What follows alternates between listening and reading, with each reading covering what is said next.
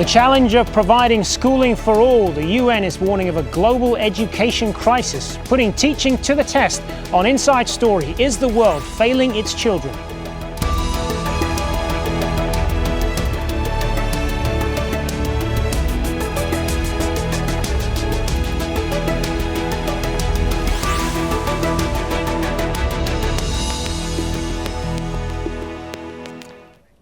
Hello, welcome to the program. I'm Hazem Seeker. The target is a simple one, that by 2015, children everywhere will be able to complete a full course of primary schooling, boys and girls alike. It is among the Millennium Development Goals agreed by world leaders back in 2000. But 14 years on, and with time running out, the UN agency UNESCO is now warning that the vision of education for all is at serious risk. The latest figures show that 57 million young children are still out of school, while around half of them will never go to school. UNESCO is also worried about what it describes as the poor quality of education for those who do make it into the classroom. It says as many as 250 million children cannot read or write even after 4 years of primary schooling. And there are many more issues here which we're going to discuss now with our guests. In Brussels, we have Jefferson Berriel-Pessi, a coordinator at Education International, a group that represents 30 million teachers across 171 countries. And joining us from Oxford is Bahram Berkhadnia, the director of the Higher Education Policy Institute, who worked at the UK's Department of Education and Science for 20 years. And in Johannesburg, we have Graham Block, visiting adjunct professor at the University of Witwatersrand and author of the book, The Toxic Mix, What is Wrong with South Africa's Schools and How to Fix It. Good to have you all with us, gentlemen. Jefferson Berriel-Pessi, let me kick things off with you. A pretty sobering set of statistics that we just showed there at the top of the program. Where did it all go wrong and what needs to be fixed? The report that UNESCO has been issuing for years now to follow up on the implementation of the Education for All goals has systematically warned that unless there was a significant change as to how governments go about providing education, the goals would not be achieved by 2015. So this has been an issue for discussion for many years, and what we have seen is an absolute lack of political will. In the first place, national governments are failing to deliver children opportunities to access quality education, especially girls, children from ethnic minorities. These are the ones that need the most and have been left behind. So there has been an absolute lack of political will at national level, and that has been, of course, accompanied by lack of political will of the international community. That said, way back in 2000, when these objectives were adopted, that any country that had a plan would have the funding to deliver on that plan. And regrettably, we have not seen that. Quite the contrary, what we see is that increasingly donors are bailing out of education and leaving those countries that need support the most unattended. Bahram Berkhadnia, a number of issues that Jefferson Berriel-Pessi has highlighted there. What really jumps out at you from these findings? Well, I think it is a combination of political will and finance. Good education is not cheap. Good higher education, which is the area that I know best, is very expensive indeed. And so I think it's this combination of lack of funding, lack of political will. And I do agree that a lot ought to hinge on donors, and it's a question of priorities as well, and where money goes. What money there is being diverted, I think, probably away from education where it's probably most needed and most usefully spent. And Graham Block, from your perspective of studying South Africa's schools for many years, you see any similarities to what you've experienced there, to the findings of on a global scale? I think we've made tremendous progress, and maybe the problem with the MDGs has been that they're purely numerical. So we're getting kids through primary school, we're getting girls into school, but we're not getting maths and literacy as we should, and we're not competing in a globalized world as we should.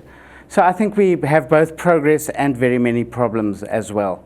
And I would agree the issues are putting the child centrally and making sure the child can achieve, and doing the political will that's necessary, from politicians right down to officials and principals in schools, I would add as well. And as far as the teaching itself, I mean, how do you, if I could just continue this with you, Graham Block, how do you really engage with kids? What's the best way to get their attention in 2014?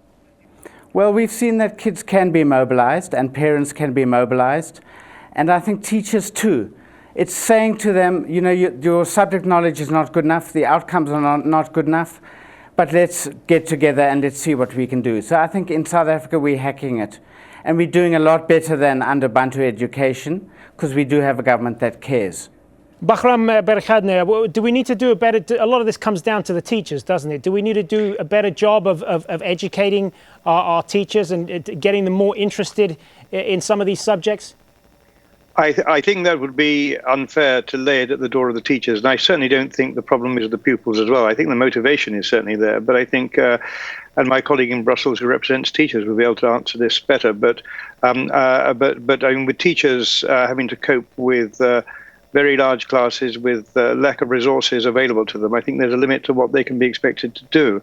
So I think that that certainly good teaching, good teacher training is essential. But beyond that, I think resources and means are a very important part of this. Jefferson, what's your perspective on this? I mean, is there? I mean, in this era, in which kids are growing up, we've got mobile phones, we've got iPads, we've got internet, all sorts of things competing for kids' attention. Do we need to sort of think more outside the box about how we educate our kids today? Definitely, but there's one thing we have to take into account. While on the one hand, we see that using, as you mentioned, modern technology in the classroom is fundamental, we're still dealing with a situation in which 57 million children are out of school. Half of them in conflict-affected countries where you hardly have electricity in the school. I've seen schools that you wouldn't believe. So we have to cope with these very extreme situations in which, on the one hand, education has to rethink itself, and as you point out very well, innovate, think outside the box to cater for the needs of a fast-changing world, while dealing with situations of children whose school has no access to safe and drinking water.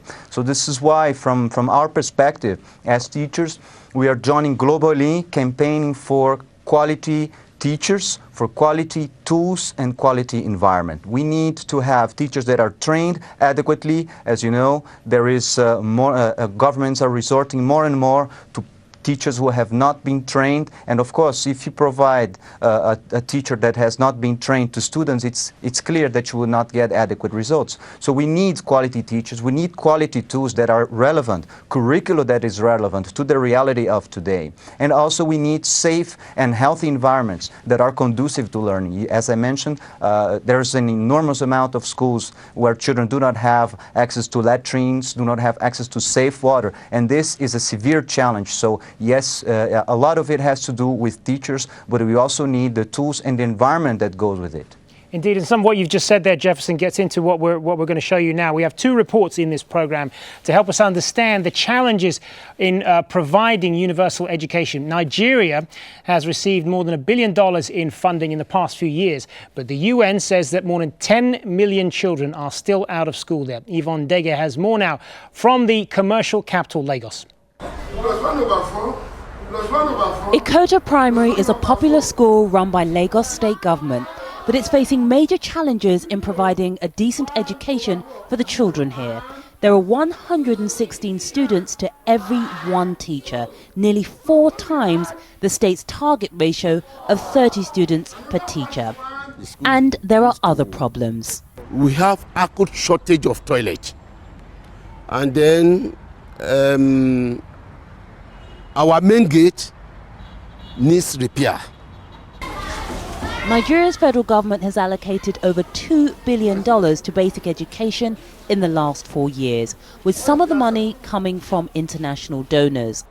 According to the federal government, millions of dollars set aside for education are not being used by state governments. It also says some state governments are employing large numbers of unqualified teachers, they don't have enough school examiners, and are not inspecting schools properly. This is leading to poor educational standards in state schools. That's why Evelyn Etta decided to send her children to private school. They are more focused, because the owner of the school is there, and then it's actually interactive. The parents get to have their input. We have different types of homes. There's been an increase in private schools like Green Springs, where the facilities are much better. And private school need not be prohibitively expensive. Fees can be as low as $1,000 a year. The Lagos state government says available federal funding only adds up to about 20% of the money needed. The state has to generate its own money to fund education. As a government, you cannot put all your money in education. To spend what we earn, we're trying very hard. It's not yet uhuru, but at least we're doing our bit. As we speak, in the last couple of years, we have 200 classes added to the number of classrooms that we have. The challenges in Lagos are huge. The number of children needing an education increases as the population grows.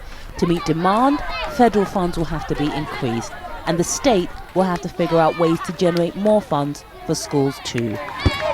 Yvonne Dege, Al Jazeera, Lagos, Nigeria.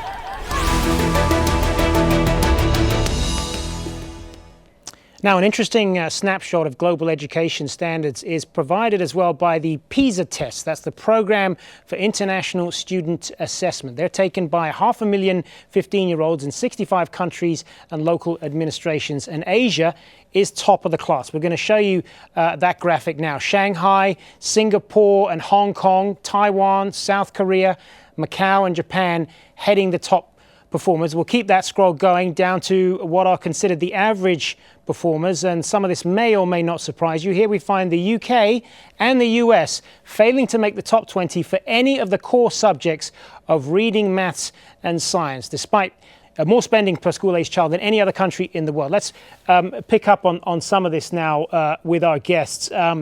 If I could turn back to you, Jefferson, and as we saw in that graphic, the Asian countries that are dominating the top performers. What are they? Obviously, they're doing something right. What is it? Does it come down to the culture, the infrastructure? Are the parents drilling it into their heads that the kids have to do well in school? I mean, what is it that makes them so successful? You see, first of all, we need to bear in mind that these exams or tests such as PISA, they provide us with a very reductionist and just a glimpse of what an education system is. Let us remember that it does not take into account a series of other skills that are fundamental to the development of students. It is hard to say that because a country is doing better in PISA, its system functions better than others. It only means at this stage that students are having better results at mathematics and language tests. To a considerable extent, yes, these are proof for many people of quality of a system, but there is much more than that. There is developing the capacity to interact with others, to protect the environment, to develop its full capacity as a human being. So it is very difficult to say that there is one size fits all recipe when it comes to quality of education. And you also have to bear in mind, and you have certainly heard reports of that the pressure that goes on students of these countries is tremendous. And this is really a public health issue in the long run, because the pressure on these students to perform is absurd. So as I said before, it's not just about getting the results of the test right. There's much more to it. It's difficult to say that these countries are actually doing better than the other because their results in PISA are better than, for example, the United States. Yeah, you bring up a valid point there, Jefferson, about some of the pressure that's been put on kids in some of these countries, and I want to put that to you in Oxford, Bahram Berikhadnia. I mean, is there a danger that we might be turning our kids into robots in that, you know, almost in some of these places it's almost to the point where they don't have a childhood? Well, I wouldn't go as far as that, but yeah, clearly the pressure, the culture must be important parts of it. But I would like to emphasize as well that you need to be a little bit skeptical of what it is that's being measured by these tests. It certainly can't be the case that they're measuring nothing, but they certainly don't measure all there is to be measured, to be assessed in education, and they don't, for example, look at things that are becoming regarded as ever more important, and that's creativity and so on. But I do think that that developed countries have got to get used to the fact, and we shouldn't be surprised that that other countries are performing better, and if they're performing better by, you know, almost by definition, those will be performing worse. It's not just in the PISA tests. If you look at international league tables of universities as well. There's rapid advancement among some of those very countries that you mentioned. So I think the world order may be changing somewhat, and we shouldn't be surprised about that. But I go back to the point that's already been made by Jefferson. Be very skeptical about what it is that's being measured by any specific tests. They can only be very limited in terms of what they measure. They don't measure nothing, but they certainly don't measure all there is to be measured.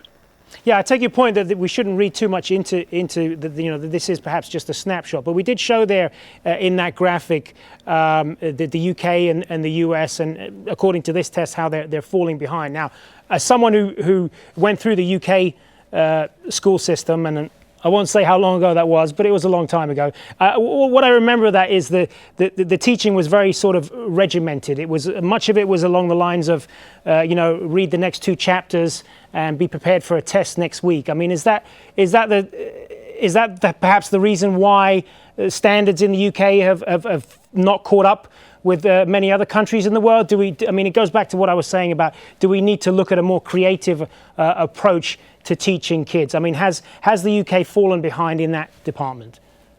Well, it's interesting you say that. I think probably one of the criticisms of those countries that you've mentioned is that they have a rather regiment. I don't know this for whether this is so or not, but a very regimented rote learning system will very likely give you better results in the sorts of tests that we're talking about than a more open, creative,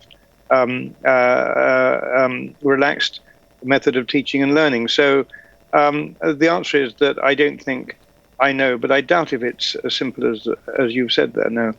So what's your perspective on this then, Graham Bloch? I mean, is what we were saying earlier about the danger of educating kids, of trying to over-educate kids, trying to put too much in their heads, is that a legitimate fear, do you think? Look, we need to learn what we can from Singapore. We need to learn what we can from private schools, but most kids are in the public school system.